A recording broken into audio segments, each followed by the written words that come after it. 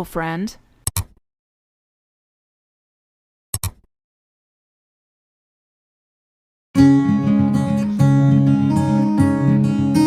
Assalamualaikum warahmatullahi wabarakatuh. Apa kabar semua? Ketemu lagi dengan aku, Mama Raihan dan Rafa.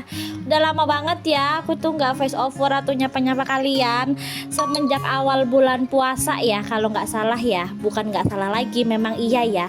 Di bulan puasa ini tuh aku bener-bener Masya Allah tabarakallah banget ya bun. Nah, untuk bunda-bunda bagaimana untuk puasa untuk minggu ini? Apakah masih lancar? Apakah ada kendala? Dan semoga tuh lancar, sehat sampai hari raya tiba ya bun.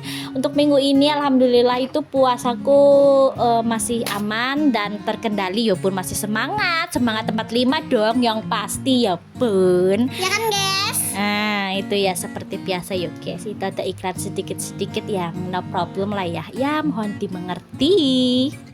Lanjut ke videonya bunda. Nah ini aku akan belanja bulanan ya bun. Di bulan Maret ini belanjanya juga nggak banyak, belanja yang dibutuhin aja. Dan aku juga mau sharing tips ke kalian, yaitu tips belanja bulanan agar tidak boros. Belanja yang dibutuhin saja ya bun, belanja hemat agar keuangan juga terkendali. Jadi bunda simak sampai selesai, jangan di-skip-skip.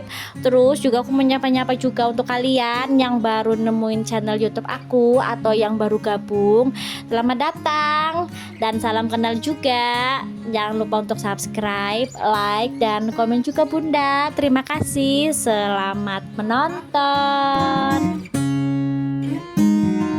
Oke bunda, nah belanja kali ini seperti biasa belanja aku itu di hari-hari swalayan ya bun. Nah di hari-hari ini masih di dalam hatiku ya bun, masih termurah dan ternyaman ya untuk aku belanja. Karena tuh aku suka tuh cuci mata gitu ya, suka jalan-jalan gitu ya. Kalau ibu rumah tangga itu jalan-jalannya kemana sih? Paling ya ke, kalau belanja bulanan ya ke swalayan, atau sekedar beli cemilan, atau ke pasar tradisional ya kan, update harga telur, harga bawang, dan harga semacamnya ya bun. Nah kali ini kan bulanan ya, jadi ke swalayan. Aku tuh tipe orang yang males banget keluar kalau nggak ada keperluan atau nggak ada apa ya, nggak ada kepentingan gitu loh bun. Kalau cuman hangout gitu ya, kan kadang suka ada ya ibu-ibu yang walaupun nggak ada keperluan tapi hangout bareng teman-teman atau jalan jajan atau kemana gitu tuh mereka tuh seneng ya. Aku tuh sudah beberapa kali ya diajakin gitu sama temen-temen ya, terutama kan kalau punya anak yang udah sekolah itu kan pasti banyak kan temen-temennya, banyak circle-nya ya kan, suka tuh diajakin, ayo memerehan kita kesini, kita hangout kesini, ayo memerehan kita kesini.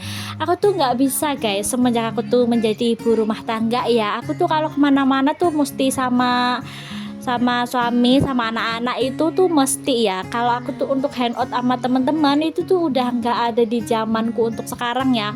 Mungkin kalau dulu iya, belum ada suami, belum ada anak, mungkin aku tuh udah apa ya, udah sering banget hangout sama teman-teman. Jadi menurut aku tuh hangout sama teman-teman itu udah apa ya, udah aku jalani fasenya gitu. Mungkin di fase sekarang mungkin aku tinggal ngabisin waktu aku untuk cuman sama suami, anak-anak, dan keluarga aja kayak gitu guys. Ada nggak sih yang sama kayak aku tuh? Kata temanku tuh aku tuh paling susah gitu diajak kalau bareng-bareng gitu, diajak jalan kan, diajak hangout, diajak belanja bareng bulanan aja tuh aku tuh kadang suka mikir gitu, ntar mampir, ntar lama, ntar gimana gitu. Pokoknya pikirannya tuh males aja gitu kalau sama temen-temen, kecuali kalau untuk ngumpul musyawarah untuk anak-anak ya itu kan beda. Nah kalau untuk musyawarah anak-anak ke depannya tuh sekolah gitu, itu kan pasti aku ikut. Tapi kalau untuk hangout pribadi untuk ibu-ibu itu tuh aku jarang banget ikut guys. Aku nggak ngerti kenapa ya, katanya aku tuh paling susah diajak. Ya memang iya sih, memang kenyataannya juga begitu. Kadang ada temenku yang nyeplokin gini, aku tuh males deh ngajakin Mama Rehan, kadang suka sering banget ditolak, suka nggak mau gitu ya. Bukannya apa-apa, tapi memang nggak ada apa ya, nggak ada keinginan aja, dibandingkan aku tuh memaksakan aku ikut terus hatiku tuh boring, kayaknya nggak banget dalam hatiku tuh. Aku tuh bukan tipe orang yang memaksakan diri kayak gitu sih bun, aku tuh senyamannya hatiku aja. Oke, lanjut aja ke videonya bunda. Tuh kan jadi curhatnya kemana-mana, padahal kan aku kan mau bagi tips ya ke kalian ya, tips belanja bulanan anti boros, atau bisa dibilang juga tips menghemat belanja agar keuangan terkendali. Nah ini tuh aku bagi tips ke kalian itu semata-mata bukan karena aku tuh jago banget untuk bagi tips ke kalian, atau aku tuh udah jago banget untuk budgeting bulanan atau semacamnya itu ya bun ya. Aku tuh enggak, aku tuh bagi tips ke kalian untuk sharing aja ke kalian, siapa tahu ada yang bisa nambahin, juga bisa ditambahin di kolom komentar, jangan lupa ya bun. Oke, belanja kali ini atau di video kali ini aku akan sharing aja ke kalian tips belanja agar keuangan terkendali aja ya bun. Bunda bisa lihat gimana pemandangan di hari-hari aja ya. Nanti kalau untuk untuk unboxing belanjanya aku akan di next video lagi ya. Kalau untuk saat ini atau untuk di video kali ini aku akan bagi sharing aja ke kalian ya bun. Kalau digabungin takutnya tuh kepanjangan dan kalian tuh boring ya dengerin cerita-cerita aku ya. Jadi kalian tuh dengerin aja, simak tipsnya dan semoga bermanfaat. Kalau yang tidak bermanfaat atau yang jelek-jelek jangan ditiru ya bun, dibuang saja. Oke, belanja itu menjadi rutinitas yang tidak bisa ditinggalkan, apalagi kita ya bun ibu rumah tangga.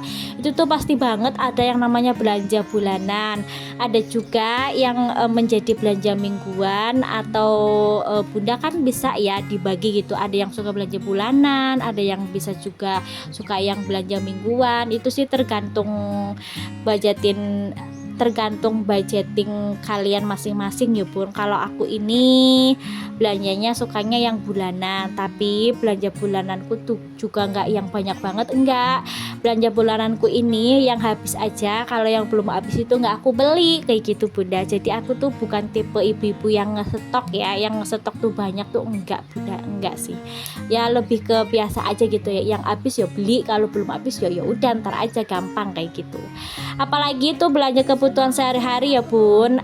Kalau untuk perlengkapan mandi dan untuk cuci baju gitu ya, itu kan kita perlu tips ya, belanja hemat agar keuangan kita tuh sampai di akhir bulan. Jadi tuh bunda pinter-pinter aja ya, kita bisa menekan anggaran belanja sehingga pengeluaran bisa terkendali. Berikut tipsnya belanja hemat tanpa harus menguras kantong terlalu dalam atau belanja anti boros. Jadi simak ya bun tips yang pertama, yaitu menyusun anggaran. Menyusun anggaran ini contohnya itu buatlah rencana anggaran sebelum memulai belanja. Jadi bunda itu bisa itu ya tulis atau bisa ngelis belanjaan apa aja yang menurut bunda itu butuh dan harus dibeli ya. Rencanakan dengan cermat ya bun segala kebutuhan yang akan dibeli, baik itu cemilan anak ataupun barang-barang dapur lainnya. Jadi tuh susunlah daftar belanja yang terperinci dan tetap patuhi anggaran yang telah ditetapkan kalian ya bun. Dengan melakukan ini pengeluaran dapat dikendalikan dan mengutamakan pembelian yang benar-benar penting, yang benar-benar kita butuhkan saja.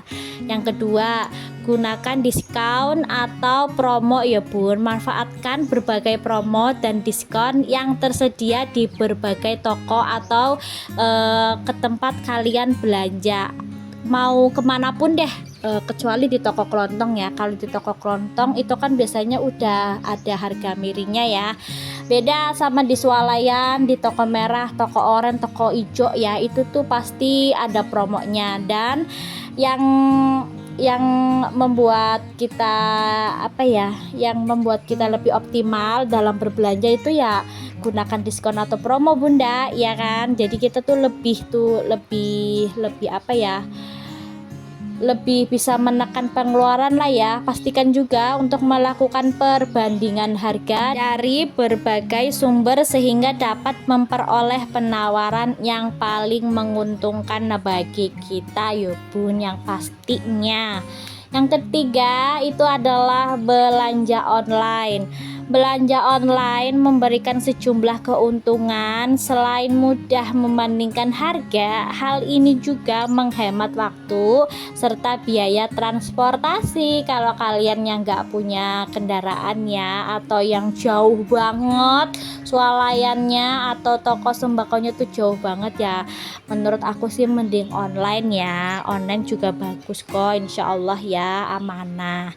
Kalau aku enggak, kalau aku masih kanan kiri oke, dan suamiku tuh masih siap siaga mengantarkan istri atau cinta kemanapun dia pergi ya bun. Belanja bersama teman atau bersama keluarga itu tuh juga bisa menjadi pilihan yang menguntungkan. Bagaimana tidak, dengan berbelanja bersama tanggungan biaya transportasi dapat dibagi rata ya kan. Kalau yang nggak punya tuh ya nebeng-nebeng sama sepik-sepik itu ya, mau belanja enggak, kalau belanja ayolah bareng kayak gitu ya. Itu juga pasti kalian kalau punya bestie ayo gas, pasti seneng tuh ya bareng tuh sama bestie belanja bulanan gitu ya. Ayolah kita ke sini, oke, di sini banyak promo loh, oke, kayak gitu ya bun. Tapi kalian kalau punya suami yang siap siaga mengantarkan kalian ke mana saja ya sama suaminya aja ya bun, lebih afdol menurut aku, karena sebagai suami juga sebagai donatur. Oke, tips selanjutnya itu adalah membeli produk lokal ya bun. Pemilihan produk lokal memiliki keunggulan tersendiri loh, dimana biasanya harga produk ini tuh lebih terjangkau daripada produk impor ya kan. Selain itu, memilih produk lokal itu juga berarti turut mendukung pertumbuhan ekonomi UMKM kita ya bun. Cintai produk dalam negeri itu lebih baik. Tips selanjutnya itu adalah bedakan kebutuhan dengan keinginan. Penting banget memahami perbedaan antara kebutuhan dan keinginan ketika berbelanja ya bunda. Dengan memberikan prioritas pada kebutuhan, pengeluaran dapat dikelola dengan baik. Oleh karena itu, periksa kembali secara cermat daftar belanjaan yang akan kita belanjakan ya bun. Oke, untuk tips yang terakhir itu opsional ya bun. Zaman sekarang itu kan banyak banget kan yang pakai QRIS atau apapun itu ya bun, dompet digital. Tapi kalau menurut aku pribadi, aku tuh lebih sreg untuk menggunakan pembayaran tunai. Jadi kalau untuk pembayaran tunai itu kita tuh bisa tahu ya berapa jumlah uang yang dikeluarkan pada dompet kita ya kan. Dengan cara ini konsumen itu dapat lebih sadar akan jumlah uang yang telah dikeluarkan sehingga dapat membantu menahan dorongan untuk berbelanja lebih banyak lagi. Kita tuh bisa intip-intip ya, oh budgetnya 500, kayaknya ini sampai nggak ya 500. Kalau di dompet digital ya mungkin ini juga aku udah bilang ya dari awal ya, pembayaran tunai ini tuh opsional ya. Untuk kalian yang biasa QRIS itu nggak apa-apa ya, mungkin ada QRIS untuk belanja sendiri, ada QRIS untuk yang lain-lain gitu. Tapi kalau aku untuk belanja bulanan kali ini atau sering aku belanja ini tuh pakai uang tunai ya pun. Uang tunai itu lebih nyata gitu uangnya ya kan. Kalau di QRIS tuh agak gimana gitu, enggak kalau aku tuh kalau pakai QRIS itu enggak eman gitu loh bun. Jadi tuh mendingan pakai cash aja. Kalau cash kan pasti ngeluarin itu eman gitu ya, tapi kalau QRIS kan enggak ya, kan enggak kelihatan wujud uangnya. Oke, alhamdulillah semoga kalian tuh ngerti ya tips yang aku bagiin, dan ini juga udah di akhir video. Nanti di nextnya aku akan bagiin untuk unboxing videonya. Terima kasih, sampai jumpa di video aku selanjutnya. Bye.